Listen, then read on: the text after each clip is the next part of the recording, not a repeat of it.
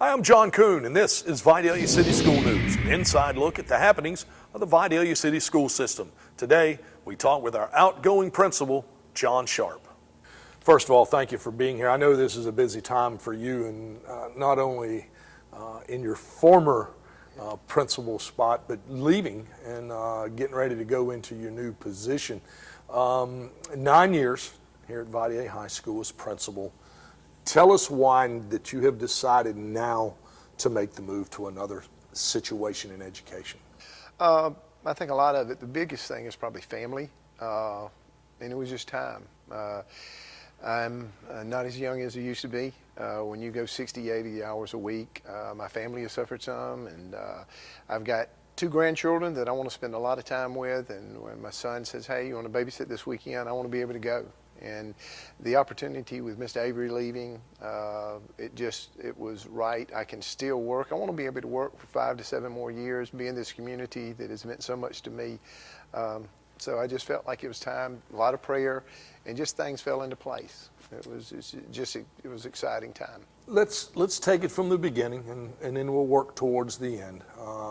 You are a graduate, alumnus of Vidalia High School. You played football here. You played basketball here. You coached here, you taught here. 9 years ago when Dr. Wilcox approached you about taking this position, what was the feeling then and knowing that you were about to take over your alma mater? Just incredible humbleness to say that a place that meant so much to me, I was going to be able to lead. I remember vividly as an 8th grade student walking into the old high school halls in 1976 and just couldn't believe what a nice building that was at that time, building without windows, carpet in the lunchroom, and then the relationships I built with teachers over the years. People that had such a tremendous impact on not just me, but many people. When you start talking about the names of Ralph Parsons and Buck Cravey and Ladson Hams, guys that coached me, and then you go around Sally Bellamy, Rosetta Somerset's, I could go on and on. Melanie Snell, as far as teachers that had such a tremendous impact on my life. Now I was getting that opportunity. Even when I went up and was teaching, Larry Cowart, who was principal at the time, brought me in. He's one of those that I consider a mentor, and said, hey, I think I see leadership potential in you. Would you consider going to get your degree in administration? And I did, and from that time, my goal was wanting to come back to Vidalia High School. And it took, I had a journey to get back here, but that was just humility and also pride. I mean, this is a place that meant so much to me, so I was excited about being here, and it was a joy to get up every morning. I mean, this job, no matter how much it was, it meant so much to me to be able to come into work and work with people and build relationships. So I was thankful for Dr. Wilcox for the opportunity. You've seen a lot of changes, the way education changes, the way the teachers do things from 10 years ago, my word, from 5 years ago to the way we're having to do it now. Fast forward a little bit, we're getting ready to move into this new facility, and you and the faculty had a huge amount of input on how this facility was going to be built and what was going to be in it.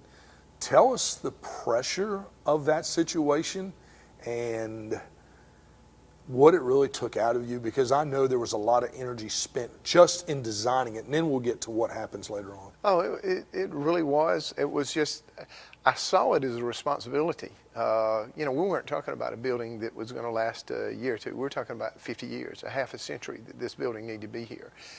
We knew it needed to be something that the whole community could be proud of. We wanted it to be something to show that we valued education. So it was a lot of effort. But one of the things it did is it made the time go by so quickly. I mean, I'm here 1 year, and then we start planning to build the school. Then we go to building the school, and then we have the year. So I'm sitting here back thinking, wow, this has been 9 years. I mean, that's incredible. It just seems like it was just very, very fast. I hope it slows down a little bit, because I don't want the next 9 years to go by as fast as these years have gone. With the construction and with the planning of this, each little detail, and this is what A lot of people don't realize this is like a house on steroids 10 times, because you have to have, number one, you have to have a functional building. Number two, it's got to be secure, and that may be the most precious thing there is. And number three, you got to have it where the kids and the teachers enjoy being here. Tell us what went into that and what you were doing with your teachers, with your committees, to be able to get where we are today, to have a state-of-the-art facility.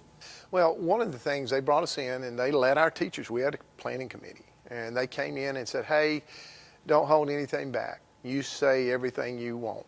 This has got to be something that's going to be here, so start planning. And we had an aquatic center, we had a futuristic classroom. We were all excited.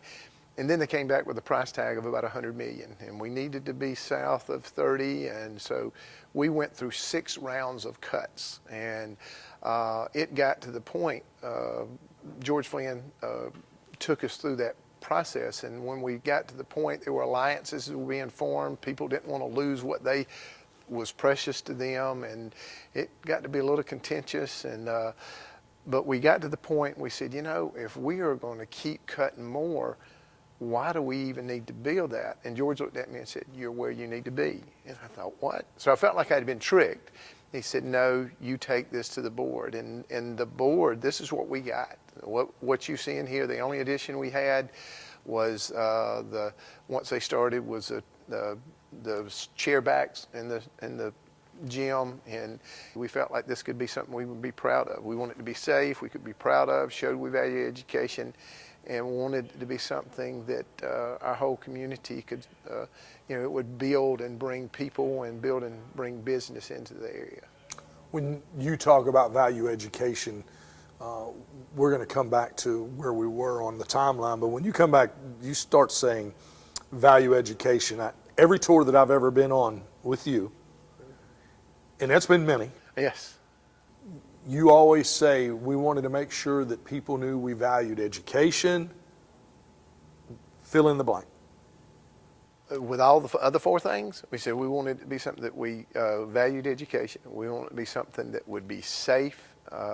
We wanted it to be something that the community could be proud of. And finally, we wanted it to be something that we hope would recruit business and industry. You know, we wanted a little bit the model after the hospital. You know, when the hospital first was built, we said, okay, we want to attract the best doctors around. So when people go to move into a community, they want to look at, hey, what kind of opportunities does this provide my family when we move here? And if we have a school that not only looks good, but we can provide these opportunities for students, we hope that it will bring industry into our community, give jobs for our students so they won't have to leave this place, because this is a place I'm very blessed to have been raised in. And I tell people all the time, we're not perfect, but I had an opportunity. I could have gone other places, but I wanted to raise my family here. So that's one of the reasons. It wasn't fake. It's just what I feel. That was why this job was so easy, because I had such love and appreciation for this town and this community. Finally get it built, finally get moved in, have a year of school, and then all of a sudden, COVID hits. We come for part of the year, and the next thing you know, we're done. No graduation, no baseball, no soccer, no anything. Not even sure if we're going to be back in school by the time fall rolls around. And not really sure how we're going to handle the process of educating because of what was going on. How big a toll did that take on you personally, knowing that that responsibility for the high school education fell directly on your shoulders? I probably could have lasted 2 or 3 more years had it not been for COVID. It was a heavy burden, and probably one of the biggest reasons is because I saw the toll that it took on teachers. And I take a lot of responsibility for them. I knew they were working so hard, and yet they would show up to work and teach as hard as they could. I think one of the things I share with my family, I know COVID had such a tremendous impact on the whole world, But the thing that will last longer is going to be the learning loss and the emotional and mental stress that it put on folks. And that's why I'm glad I was able to get a year back so we can start recovering some of the learning loss. But you struggle through. None of us knew what we were doing. It was uncharted territory. So we're making decisions on the fly. And yes, there were people that were getting sick. There were people that were passing away. And we were all affected dramatically by it. You talked about losing education during that time and also emotional.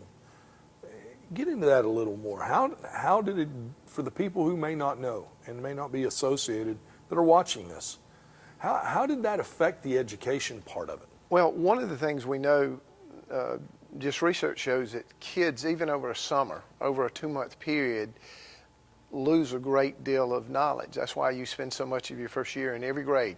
First grade through 12th grade, you have in a review, particularly at the earlier grades.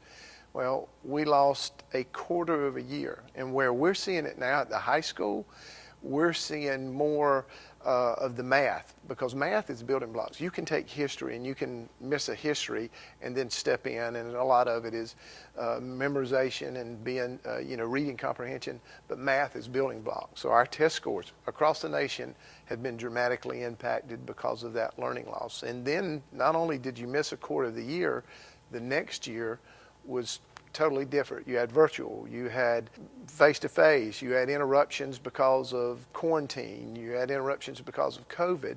So there were so many gaps that had to be filled. And we've put in plans through remediation, summer school, after-school care program to try to catch up. But academically, that was a part.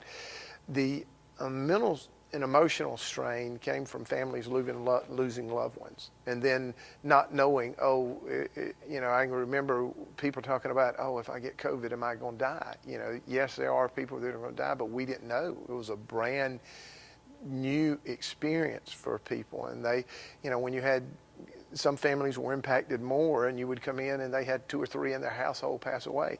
That was a heavy burden on them. So, and just the disconnect, we were having to be isolated for so many hours and days and weeks and months that you didn't have that connections. And that's one of the big things that we do at Valley High School. We want to build relationships with students, and we lost that ability to build relationships with students. How hard was it to be able to come back after that and to be able to start building those relationships back? Because when we came back, we had a new class come in. Yeah. We had a class that, although they graduated, it was not the graduation that we've always held. Mm-hmm. How hard was it to build those relationships back and to be able to restore it? And where are we now, do you think, where we are now? I'd say we're probably 90% to where we need to be. There's still the learning loss. There are still kids that you can see them. They've become introverts.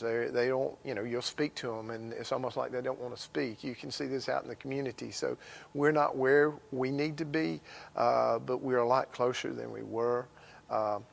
Even with the learning loss, we feel real good about our test scores. Not where we want to be, but they're trending upwards, and we feel positive about that. The one thing I think that helped us with COVID is our teachers have learned to use the Google Classroom, because we had training on Google Classroom the semester before, not knowing we would go into a pandemic. Had we not had that transition, or that training, we would have not been prepared. But it helped us get prepared, and it forced us to change education a little bit. And education is always evolving. Kids learn differently. We know that the day of teacher lecture and presenting the material to kids and them just being able to present it back to you are long gone. Kids learn by doing. They learn by processing. They learn by being able to communicate. They learn in groups. They learn and when they're able to share with that. So that forced us to change even a lot about our ways of instruction. You are winding up not only 9 years here at Valley High School, but a career of 29 years. Well, it's a little bit more than that. Yeah, public and private you get. I'm thinking, golly, I'm getting old. You are, but that's near here or there. When you look at what you've done over the past 29 years in public education. What is one thing, and we're going to get to the end of this, but what is the one thing that sticks out that makes you proud of what you've done in not only your teaching but also your leadership?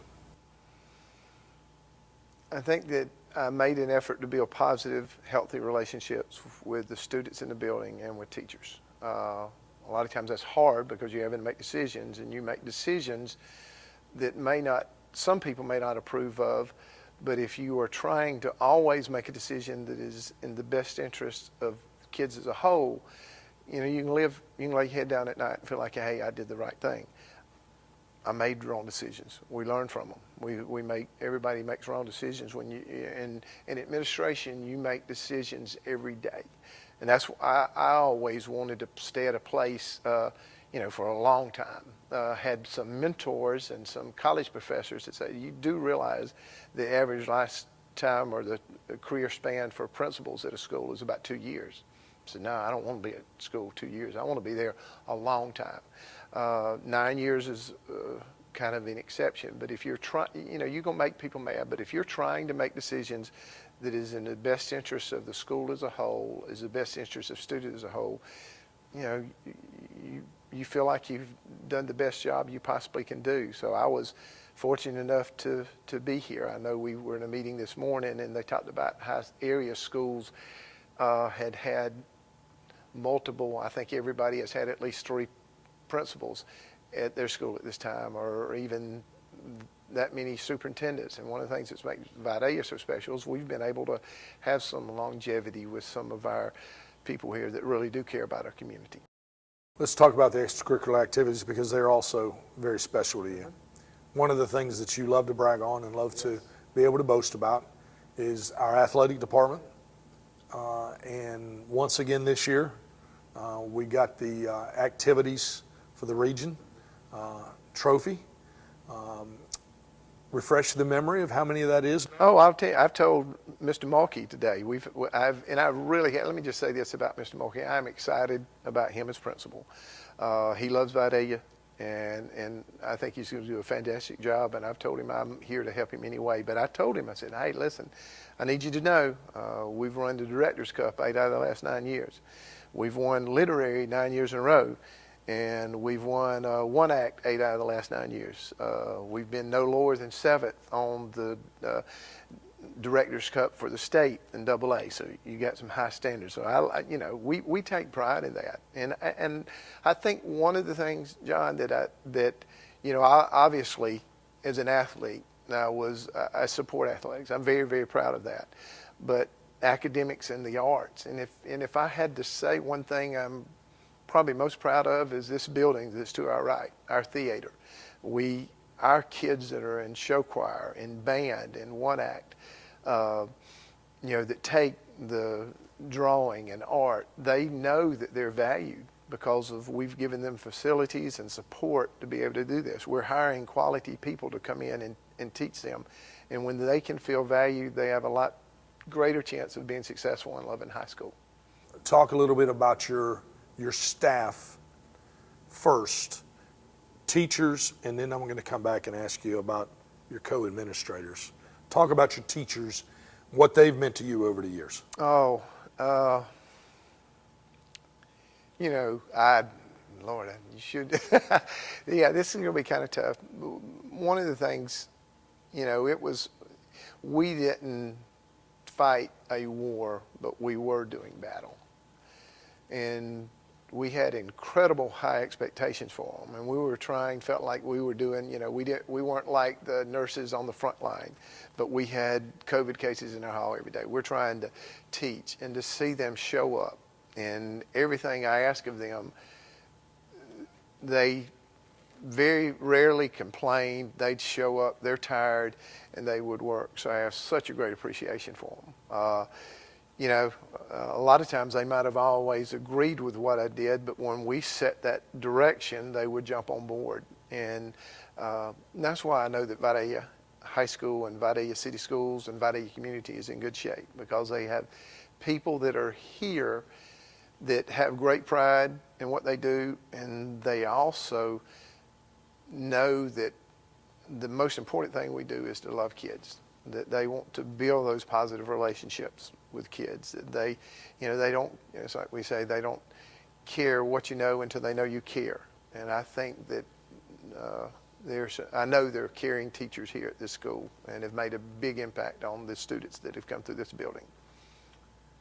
Obviously, your staff, your administrative staff, has turned over in the last few years.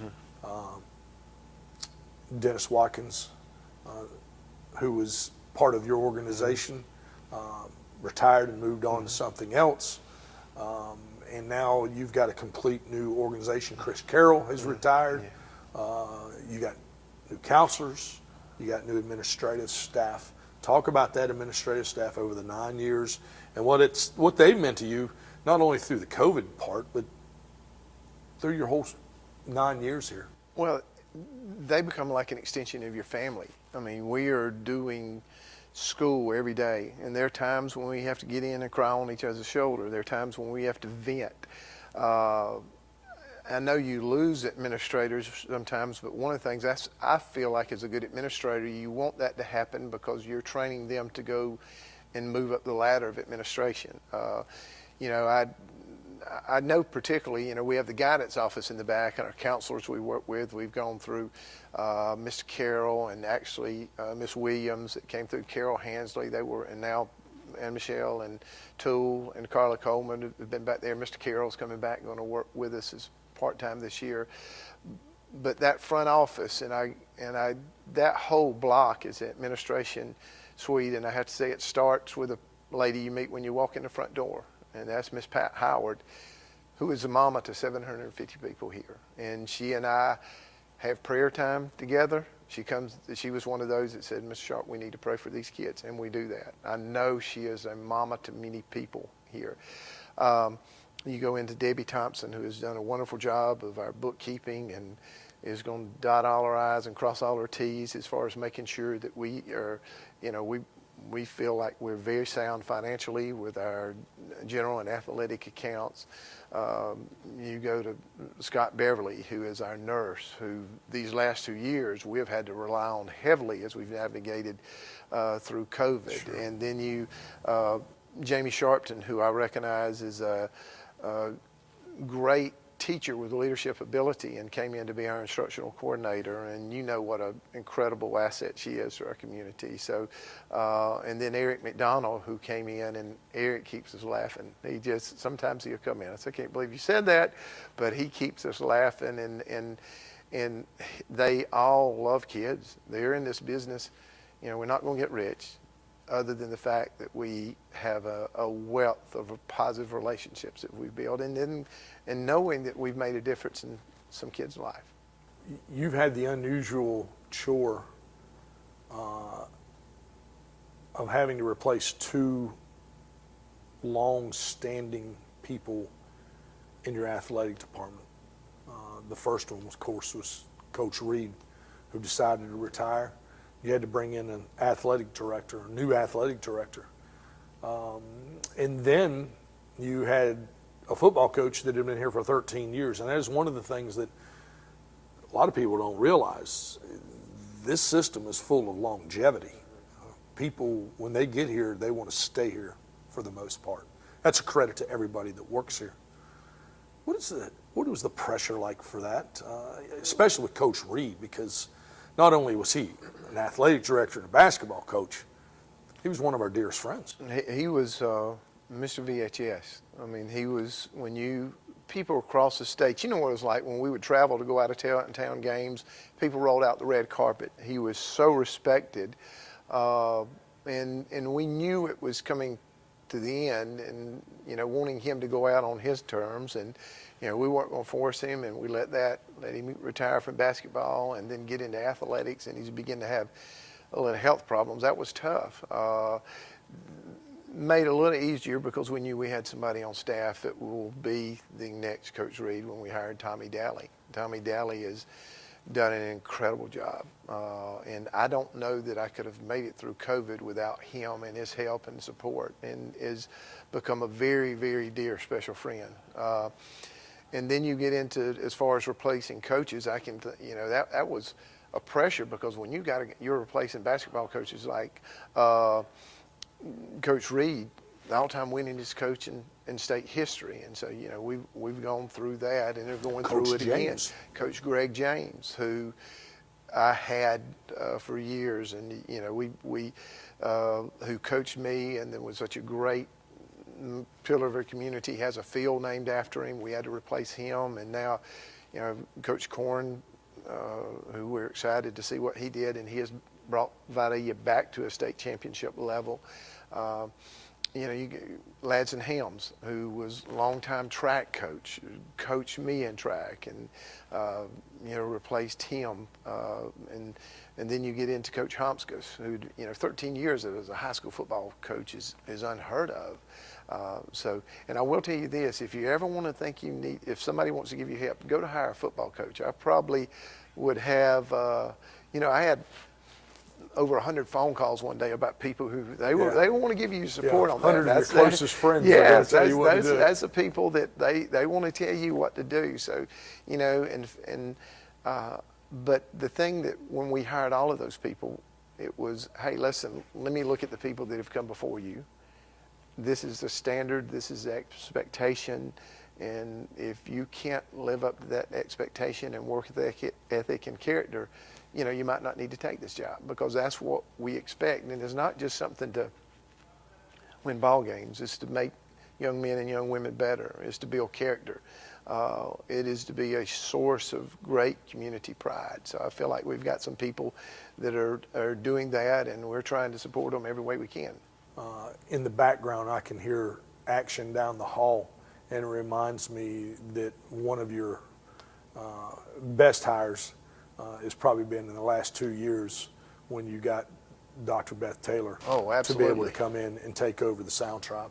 Well, Dr. Wilcox and I have said we just hope she didn't ever want to be principal or superintendent, because she'd probably be that. She and her assistant, Stephen Arnold, have, I told her when I was leaving, I said, one of my greatest disappointments is not going to be in the building to see that band, the growth that is coming within the next 2 years. We've started seeing it now, but it is fixing to explode. And those kids have such a great, such great pride in knowing that we value the band. So, I think if somebody asked me, and I know you didn't do this, but it goes in along with that, what's the most important thing I think I did, and outside of building positive relationships, is hiring quality people. And when you can hire quality people in a time when being an educator is not that wanted, it makes my job easier. And yes, she's just wait. Our band's going to really impress people in the coming years. I know you probably don't want to get too heavy into this because of the emotional tie that's involved in this, but it takes a village to raise a child, they say, and it takes a village to be able to make sure the principal is getting what he needs. And you've gotten a Board of Education over these past 9 years, I know, that have backed you up. And not only the Board of Education, but your superintendent has become very close to you, I know. And I think because he was in that position before he moved to superintendent, I think that's probably a lot of the relationship that you guys share. It is, and first of all, to start on the board, our Vidalia is very, very fortunate to have the board that they do. They basically stay out of the way and give us all the support and let us run the school, and we're very, very fortunate. They are great people. We've had some great board members, but we don't have a lot of turnover there. The longevity is important.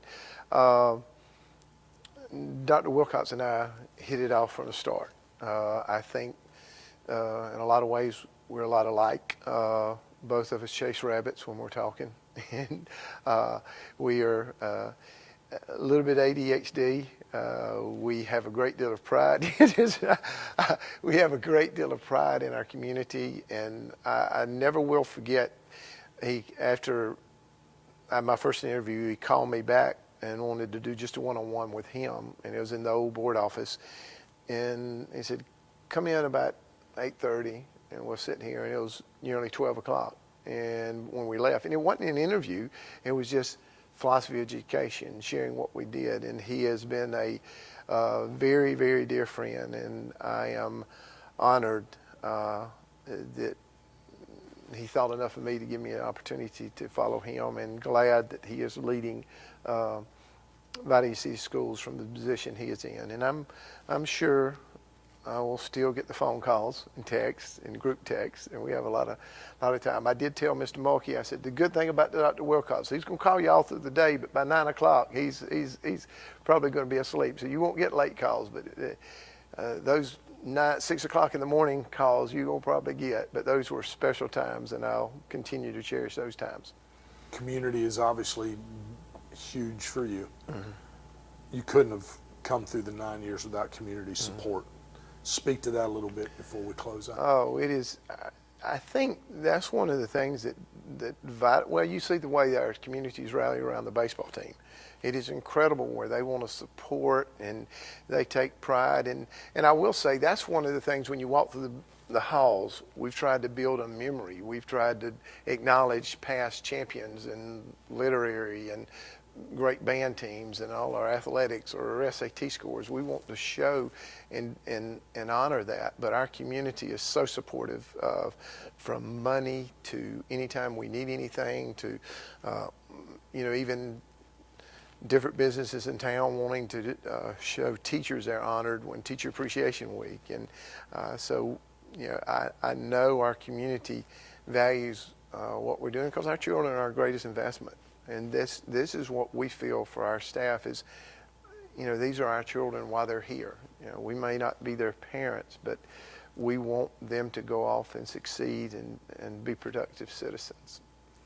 So as we wrap it up, I'm going to leave the floor open for you to be able to make a comment, to wrap it up, to say goodbye, to say so long. It's not as bad as you moving away because you're just going to be right down the road here. But you're not going to be walking these halls every day. And that is going to be not only a void in your life, I'm sure, but in our lives because that smile's coming down. Yeah. But we're not going to see that every day. Caroline, and my wife, is really worried about that.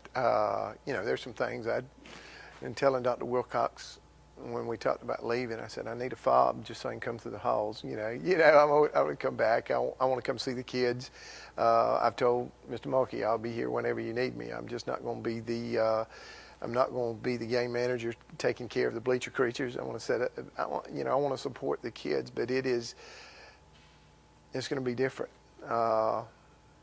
You give of your life for 9 years to try to impact the community, and my time is done. My time is done here. I'm moving on to a different career that is going to help in education, and then it's going to give me a little bit more freedom to be able to still invest in my community and the students and the teachers.